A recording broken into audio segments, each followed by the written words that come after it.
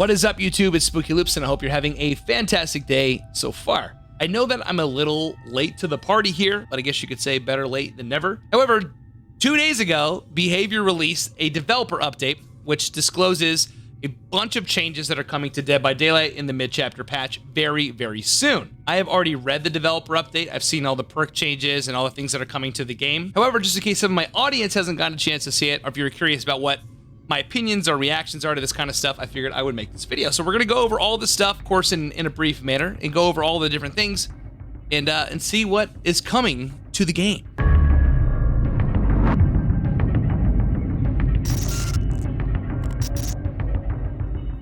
Okay, there's a lot to unpack here, but the primary focus of this video that I wanted to do today was talk about the killer and survivor changes alongside generator speeds, and also the abundance of changes that are coming to perks. There are other things as far as the prestige system and then matchmaking rewards. I'm going to save us all a bunch of time and give you the spark notes of that. For the prestige system, they have decreased the grind by 75%. And as far as the matchmaking solution, what they've done is if, for instance, if there's a lot of survivors in queue and not enough killers, they're going to incentivize you by offering more blood points for you to play killer depending on what time of day you are playing. So that's pretty much it. For those, I will leave a link down in the description if you're curious about reading everything in grave detail. It is all here.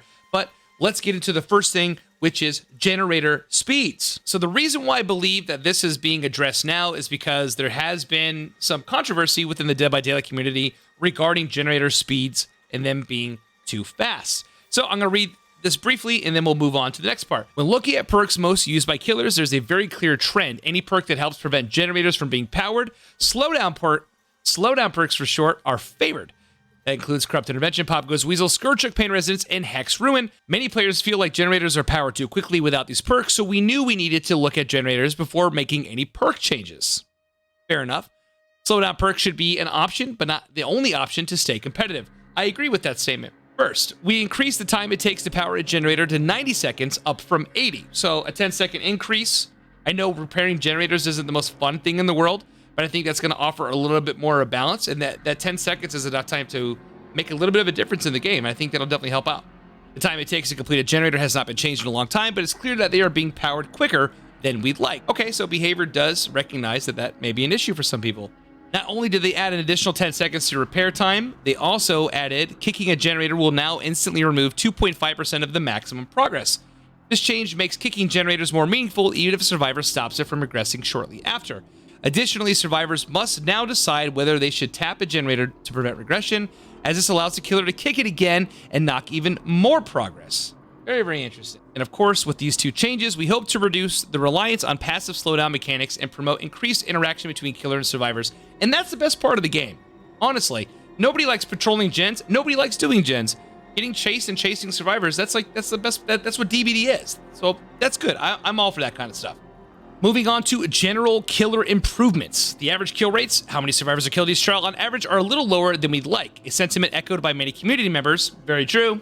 To ensure the killer feels like an unstoppable force to be feared, we're making slight improvements to many aspects of killer gameplay. Now this should be interesting.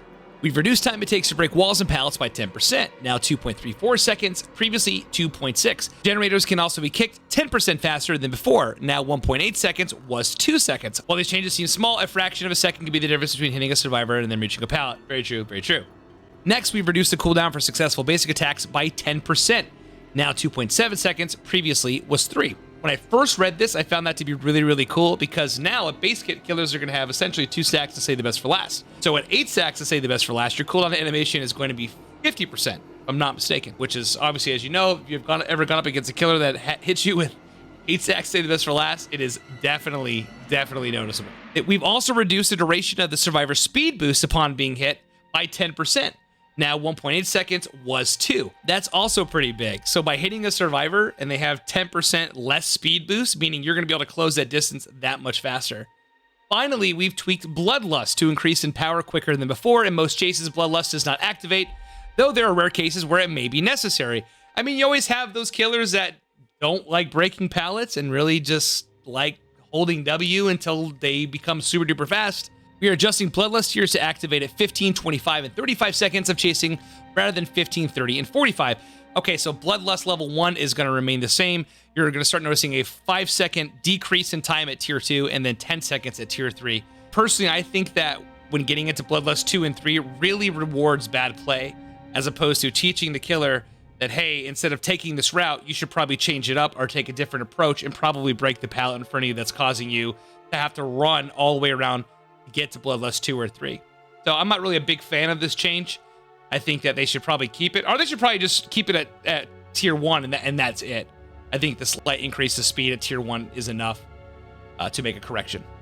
Okay, moving on to camping and tunneling. This is also a very, very big change that is coming to Dead by Daylight. On the survivor side, there's a clear preference for perks that grant a second chance. Borrowed Time decides to strike dead hard, and perks of that nature help a survivor avoid certain death, leading to an extreme usage rate. In order to incentivize a meaningful change to the meta, it was clear that we needed to address these controversial tactics. Second chance perks should be nice to have, not essential to ensuring enjoyable gameplay.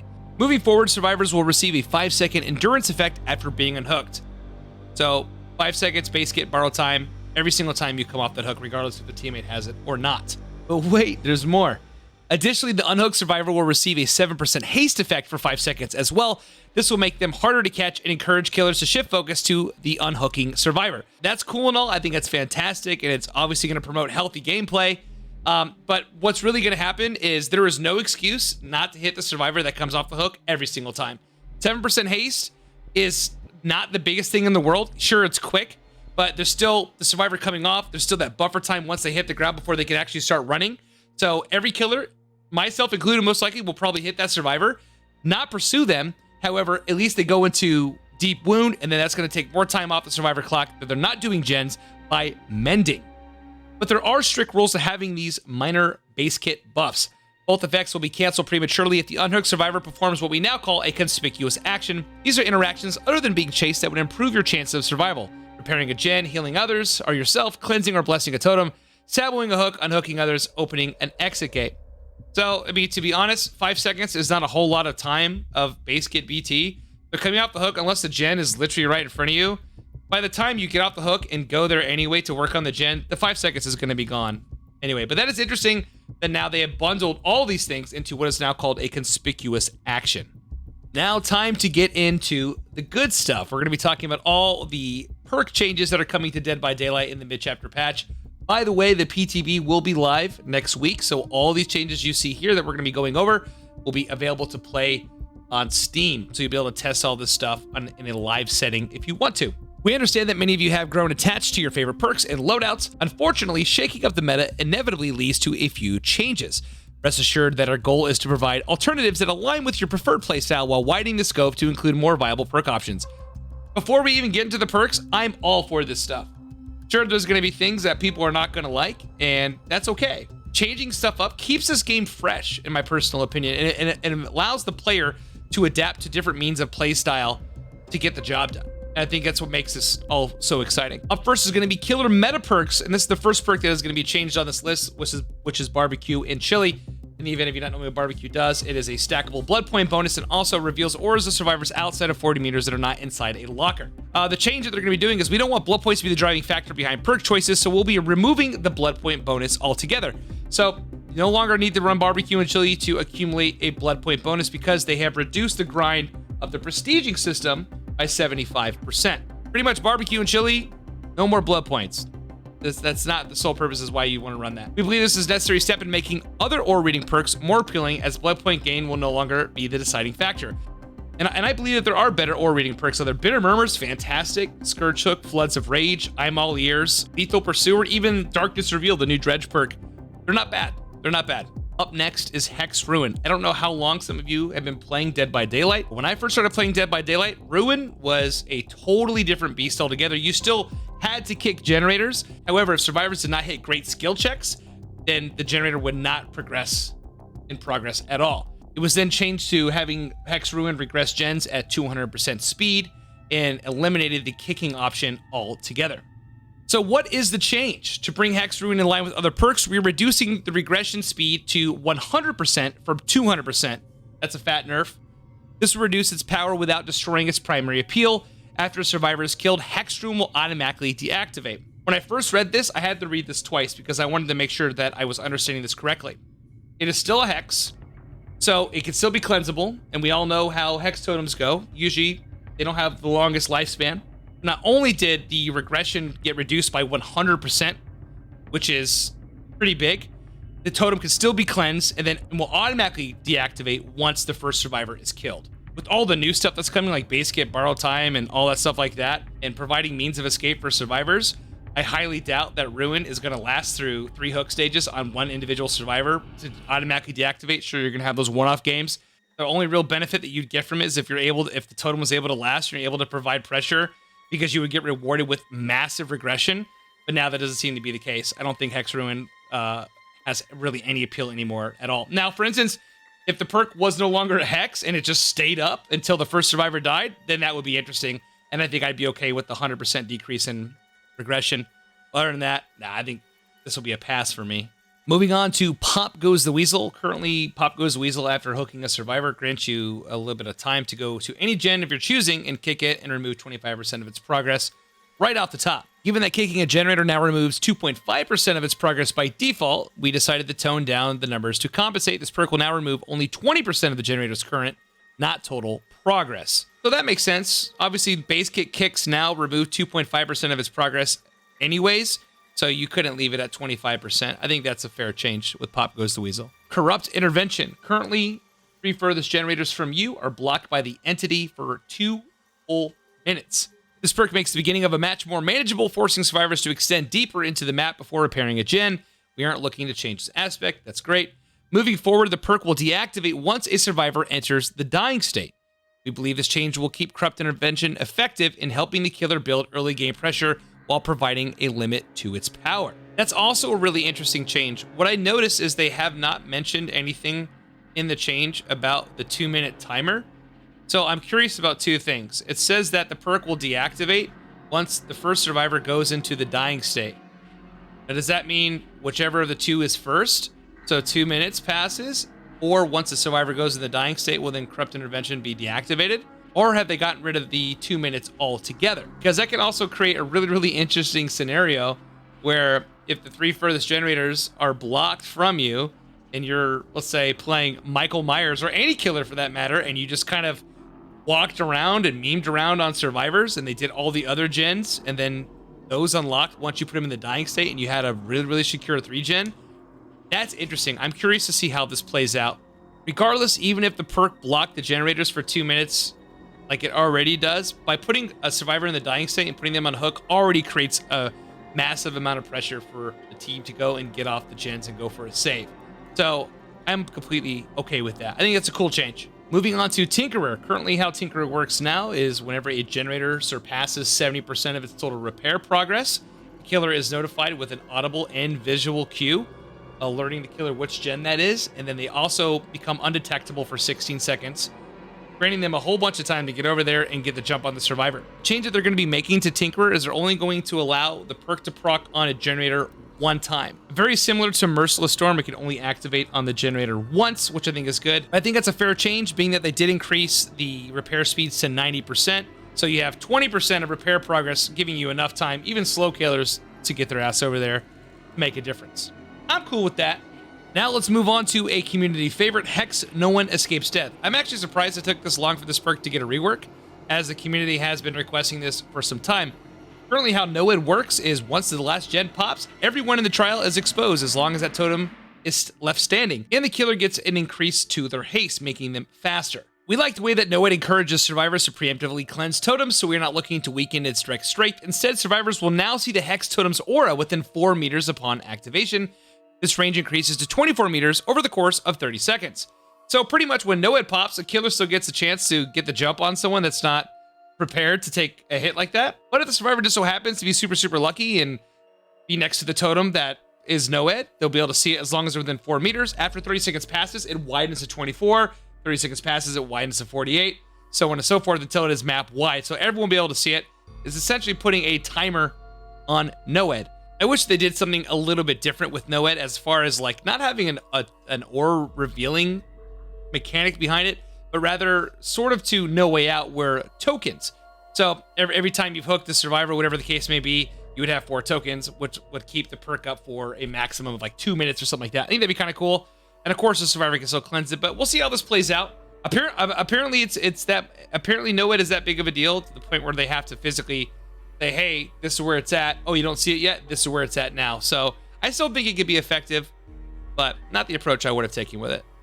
Up next is Scourgehook Pain Resonance. A Pain Resonance currently works is there are 4 Scourgehooks on the map. When you hook a survivor on one of those Scourgehooks, it blows up the generator with the most progress, regardless of how far away it is, removing 15% of its progress, and it also causes the survivors working on the gen to scream. So depending on how many survivors are on it, it gives you an indicator of how many people are there. Behavior considers Scourgehook Pain Resonance a jack of all trades of sorts, granting both powerful regression effect and crucial information. With that in mind, we're removing the loud noise notification. Instead of exploding, the affected generator will now spark upon losing progress, and survivors will no longer scream. We believe this will ensure Pain Resonance remains a strong regression perk while limiting its informational aspect. By losing the visual and noise notification that the killer receives with Scourgehook Pain Resonance, it's not really so much of a nerf. It's more of a nerf to Dead Man Switch, to be honest. Both of these have really good synergy and they're often paired together. So no longer, if the gen doesn't explode, it doesn't kick the survivor off the gen, which in turn does not proc Dead Man Switch. However, losing 15% of its progress still remains. You just, as a killer, won't really know exactly where that is happening. I think that's okay. It's more of a nerf to Dead Man Switch, though. So it looks like that concludes all of the killer perks that are getting changed so far. We're going to be moving on to Survivor meta perks, and of course, we have the Holy Grail, Dead Hard. If you don't know what Dead Hard is, I mean, do you even play DVD? But what Dead Hard does is it's an exhaustion perk that allows you to lunge forward, essentially evading a hit. It is also a great tool to create distance, so if you need to get to a window or a pallet or a safe location, you can Dead Hard, and it'll lunge you forward, making it easier to get there. The change that is happening is Dead Hard will now provide the endurance effect for 1 second when activated. If you time it right, you'll prevent the hit and gain a movement speed boost, so it's a parry. This will remove Dead Harding for distance and make it solely used to dodge hits, which killers can anticipate and even bait accordingly. So by eliminating the distance aspect of the perk, I think is very, very big. However, it also opens up a different avenue. And there's been some topic of this has been the topic of conversation whether it's a nerf or a buff. I personally think that it is a nerf. However, the survivor has to not only deal with latency issues, they also have to trigger Dead Hard when they think they're going to get hit, which I'm assuming is going to be used primarily at pallets or at windows. The interesting thing is behavior even said right here that killers can anticipate and even bait accordingly, which I can only assume that there is a new animation that's going to be coming to the game, which notifies the killer that they just proc their Dead Hard. I personally believe that this is a nerf, but I could be wrong. I have not played it yet. We'll see what happens. Moving on to Decisive Strike. Decisive Strike is a shadow of what it used to be. Essentially how DS currently works is when you are rescued from the hook, you have 60 seconds to run around the map and not touch anything. So if you touch a generator, rescue a teammate, heal yourself, or heal others, your perk deactivates. But if a killer does down you, try to put you back up on a hook, within that 60-second time period, you have the ability to hit a skill check, fairly easy, and it stabs the killer, stunning them for 5 seconds. You hop off the shoulder, and you can run away. The change that is coming to Decisive Strike is they're adding more things to the conspicuous actions category, which means you can't touch anything, but now if you touch a totem by cleansing or blessing, then the perk deactivates. Also, the biggest thing for DS is once the exegates are powered, that means the last gen of the game is finished, then DS deactivates entirely. Pretty much what that means is when the last gen is on, you're on your own. A common theme that happens is if the survivor gets hooked to the end game and the exegate is open or whatever the case may be, and they come off the hook and they have Decisive Strike, chances are there's a 99% chance that survivor is going to just escape, because if you pick them up in the exegate, you're going to get stabbed. There's nothing you can really do about it. So this change is going to eliminate that problem. They also reduce the stun duration from 5 seconds to 3, which is also interesting. So a stun, you get stunned with DS, you're only temporarily stunned for a little bit and getting you right back into the chase to go chase that survivor. So this is a nerf. Again, sizable nerf too. Let's talk about borrowed time. As we mentioned earlier in the video, that the endurance status effect is now base kit for 5 seconds. You also get a 7% increase to your haste when coming off the hook. So I was also curious what they were going to do with BT going forward, but it seems like the change that is coming soon is it's going to add an additional 10 seconds to the endurance status effect, which means 15 seconds when coming off the hook. And also your 7% haste duration is going to be increased by 10 seconds as well. It seems like behavior is trying to incentivize players to use different loadouts and different perks as opposed to just sticking with borrowed time. Iron Will. Current state, very simple. You're injured, you don't make any grunts of pain. You still make noise when you heal, and you still make noise when you fall. That's pretty much it. The change that's happening with Iron Will is they're reducing your grunts of pain from 100% to 75%, which means you are now going to be audible to some degree while injured.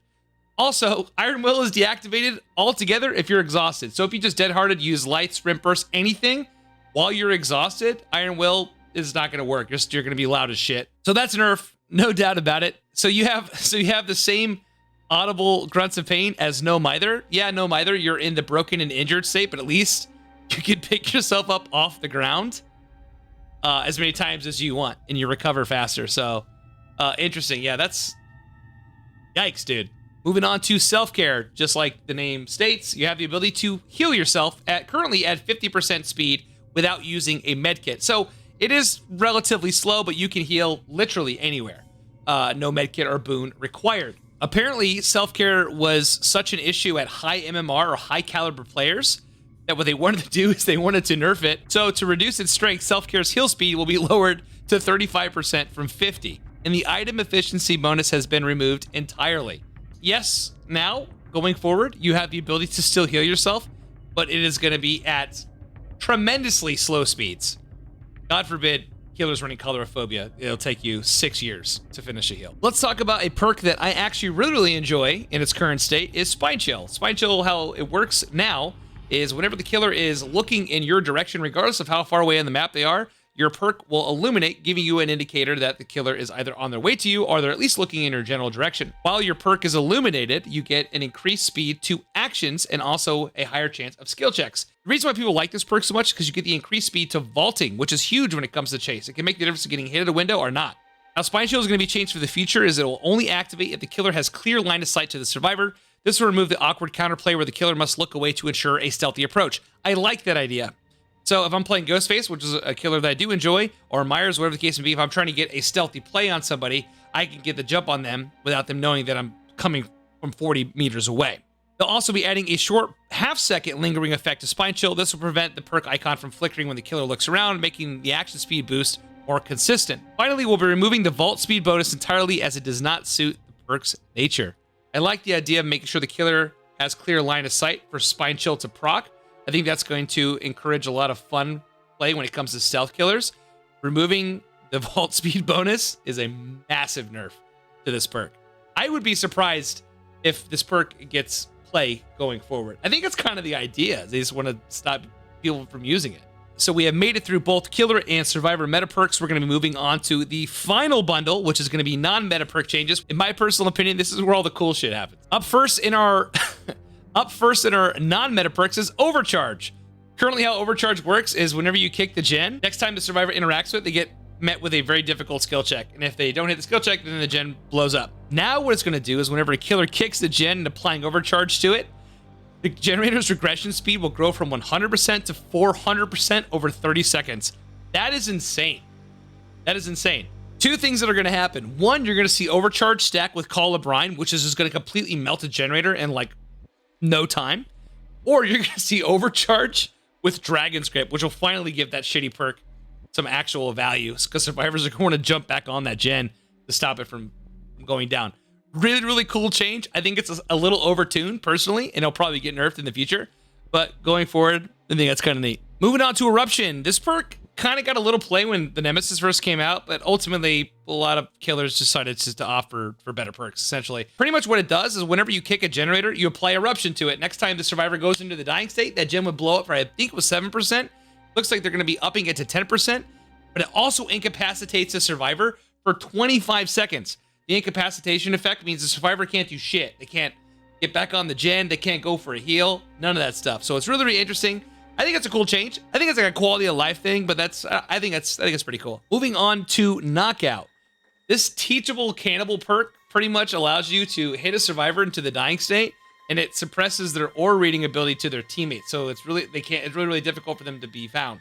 The change that's happening to Knockout going forward is whenever the survivor goes into the dying state, they crawl 50% slower for 15 seconds, and it reduces their recovery speed by 25%, which is going to have a direct effect to things like No Mither, Unbreakable, Boon, Exponential.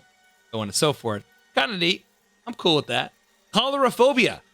Pretty much what it does is whenever you are in the killer's terror radius, you take a 50% penalty to healing speeds. To make healing in the killer's terror radius even more unappealing, Choleraphobia will now increase the speed of skill checks by 50% on top of its current effects. So not only are you going to heal very, very slow, God forbid you have self-care, but you're also going to be met with a bunch of skill checks, which is going to make things a little bit more difficult. Moving on to Dark Devotion. How this perk works currently is whenever you hit your obsession with a basic attack, that's important, with a basic attack, you transfer your terror radius onto them, and you become undetectable for 30 seconds. The key word in that statement was basic attack, so killers like the Huntress or a Blight Rush, etc., does not proc Dark Devotion. Now what they're going to be doing is whenever you hit your obsession, by any means necessary, if they lose a health state, then Dark Devotion will then proc on that survivor. I really wish they just increased the time of it. I think that would have been cool. Maybe I'm asking for too much, but if they did that, then they also increased the time to like 45 seconds. I mean, I know 60 is asking for a lot, but 45 seconds, that would be pretty cool. Let's talk about Jolt, or previously known as Surge. How the perk currently works: whenever you put a survivor into the dying state, any generator that's within 32 meters of you will explode, losing some progress. But there was a cooldown, so you couldn't do it consistently over and over again. Now, they've removed that cooldown going forward, so if you hit a survivor and then it blows up a gen, and then another stupid survivor comes over and you hit them, then the gen's gonna blow up again. So I like that change. That's cool. That's a nice quality of life thing for Jolt or Surge. Lethal Pursuer. I really, really like this change. I like Lethal Pursuer as it currently is. When at the start of the trial, you see everyone's aura for 8 seconds. Now what it's going to be doing is that Lethal Pursuer not only is going to do that, but it's also going to increase Lethal Pursuer plus all aura reading effects by 2 seconds, which meaning everything is going to be increased. Which means Lethal Pursuer will now be for 10 seconds, and then it'll also increase all types of aura reading abilities by 2. Now I'm curious, I'm assuming that's going to affect add-ons as well, like All-Seeing Wraith or any of the Ghostface add-ons, so on and so forth, or like Amanda's Letter. Interesting stuff. Scourge Hook, Gift of Pain, more like Scourge Hook. Nobody even knows what it does and doesn't even run it. Pretty much what it is when you come off the hook, you suffer from the Mangled status effect. If you get healed until you're injured again, then you also have a penalty to repair speeds. So it seems what they're going to be doing is they're going to be increasing the action speed penalty to 16%. So now I guess that would kind of make more sense. Kind of niche. I'm okay with it. Let's keep going. Thanatophobia. I don't even know why this is on here. I think Thanatophobia, especially on certain killers, is already super, super efficient. But it looks like they're going to be increasing the action speed penalty to 5.5% per survivor, maxing out at 22%. So if you have all 4 survivors injured, then they're going to receive a massive debuff, repair speeds, cleansing totems. The only thing it does not affect is healing, but this is a buff. Why it's here, why they decided that it needed to get buffed, I don't know. This is my all-time favorite change out of this entire list. Monstrous Shrine is now Scourge Hook Monstrous Shrine. How Monstrous Shrine used to work is whenever you put survivors in the basement, they would have a 9% increase to entity progression, which means they phased out from stage hook 1 to 2, 9% faster. Now what they're going to be doing is every hook in the basement is a Scourge Hook, which means if you run Pain Resonance or Floods of Rage, it's going to proc as soon as you put anyone in the basement. Not only that, but they increased the entity progression from 9% to 20%, and it also applies to all other Scourge Hooks on the map outside of the basement, as long as the killer is not within 24 meters. Super, super cool change. Scourge Hook Monster Shrine with 3rd seal is going to be absolute chaos, and I'm very, very excited. All right, it is now time to talk about the Survivor perk buffs that are non-meta. Up first is Calm Spirit. How Calm Spirit currently works is you no longer scare crows, and you're also not subject to Scream with Infectious Fright, a Doctor Shock, or coming out of the locker with Iron Maiden. In addition to Calm Spirit's current effects, you can now open chests and cleanse and bless totems, completely silent as well, by the way. So you can do all that stuff and not affect crows and the other things we mentioned, but at 30% reduced speeds. That's a total nerf.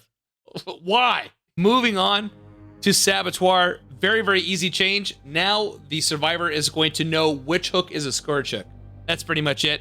Very, very useful because Scourge Hooks have some very, very oppressing effects. So now a survivor will know which ones to eliminate if this killer is trying to carry a body over to that hook. Very, very cool change. That's a buff. I like it. Switching over to Botany Knowledge. This is a Claudette perk. So this perk's been around for a very, very long time. Currently what it does is it increases healing efficiency by 33%. Very, very simple. They're increasing that to 50%. So if you're healing with a med kit or healing a teammate in a boon, it's going to be increased to 50%, which I think this is a great change. This is a buff. I like this a lot. And it's very simple, straightforward. Moving on to Off the Record. I've seen a lot of people talk about this on social media lately, that it's going to be insane. I'm not so sure. The change that's happening to Off the Record is when you come off the hook, you gain the endurance status effect for 80 seconds. That's a long, long time. However, the perk loses its value or deactivates as soon as you perform a conspicuous action. Remember, that's touching literally anything. A gen, a teammate, a heal, a totem, so on and so forth, right? Behavior is saying that this perk is purely for evading the killer after being unhooked. So remember, we have endurance for 5 seconds at base kit. Then you also have the additional 10 seconds if you're on borrowed time. If you do get hit and you're in deep wound, you're not going to be able to proc, I don't think, you're not going to be able to proc the endurance status effect again if you get hit with Off the Record. So the only real value I see in this perk is if you are a survivor that is trying to gain the killer's attention and is going to run them for 75 seconds and they get hit in the last 5 seconds, and all that chase was for nothing. Another thing to keep in mind, eliminating a survivor and putting the game into a 3 versus 1 tremendously sways the game in the killer's favor. So if you have a survivor that can't do anything to progress the game or perform a conspicuous action, I think you could just manage your time and focus on the other teammates while this person's just running around with the endurance status effect. It's a cool change, but I think its bark is stronger than its bite. I could be wrong, though. We'll see how it goes. Let's talk about Lucky Break. Lucky Break was buffed 6-ish months ago. Pretty much what it does now is when you get injured, you emit no pools of blood and you have no scratch marks for a duration of time. If you didn't have a means of healing yourself quickly with a med kit or a boon, then the perk kind of just essentially bled out, and then once it was done, then it was a one and done perk. But now they're adding a change so you can actually recuperate some duration back, which is neat. So each second spent healing another survivor increases Lucky Break's duration by 1 second. The total time cannot exceed the starting duration. So if you're being very altruistic and you want to go and heal your teammates, you're also going to be recouping some Lucky Break as well. So the next time you become injured, you can recharge that perk and then lose your scratch marks and pools of blood. Really, really cool change. That's a buff. I like that. I think it's in a really good spot right now, and it just got better. So that's pretty neat. Pharmacy is a perk that I don't think I've ever ran in my entire life. But pretty much what it does is whenever you search a chest, it guarantees an emergency med kit. Now Pharmacy will activate whenever you're injured, guaranteeing an emergency med kit when you search a chest. This effect can happen multiple times in one trial. So if you have to go and heal a whole bunch and you burn the med kit and you have to go get another one, you have the option to do so. It's not a one charge only feature, which is nice. Let's talk about Soul Survivor. This is a Laurie Strode perk. This perk is dog ass cheeks. This perk sucks. Pretty much what Soul Survivor currently does. I'm trying to think. I almost can't remember. It essentially rewards you for your teammates dying. So for each dying survivor, it suppresses the killer's aura reading ability on you and you only. So if everyone is dead and it's just you, then the radius for the killer to see your aura is tremendously small. What they're going to be doing is they're keeping that feature, but also Soul Survivor will now increase your generator repair speed by 75% and your exit gate and hatch action speeds by 50%. Here's a scenario. If there's one gen remaining and you are the last survivor alive, yes, you're going to be repairing the last gen really fast, but chances are you don't want to work on that gen anyway, because one, you're gonna finish it and the killer's gonna know exactly where you just were, or you're just gonna go find the hatch, or if the killer finds the hatch, then you're gonna be using that for opening the exit gate 50% faster. So that with like Wake Up, I can see it could be kind of cool, but it is so niche. This does nothing for me. Distortion, arguably Jeff Johannessen's best perk in the game. You start the trial, currently what Distortion does, you start the trial with 3 tokens. Each time your aura is trying to be read by the killer, it consumes a token, which means your aura is not read at all. But once the 3 tokens are gone, that was it. Now what's gonna happen is for every 30 seconds spent inside the killer's terror radius, you can actually recuperate 1 token. That's a buff. I think it's pretty cool. It makes it fun, especially with the buff happening to Lethal Pursuer and getting the increased aura reading abilities all around. I think this is a cool way to stay hidden. I like that.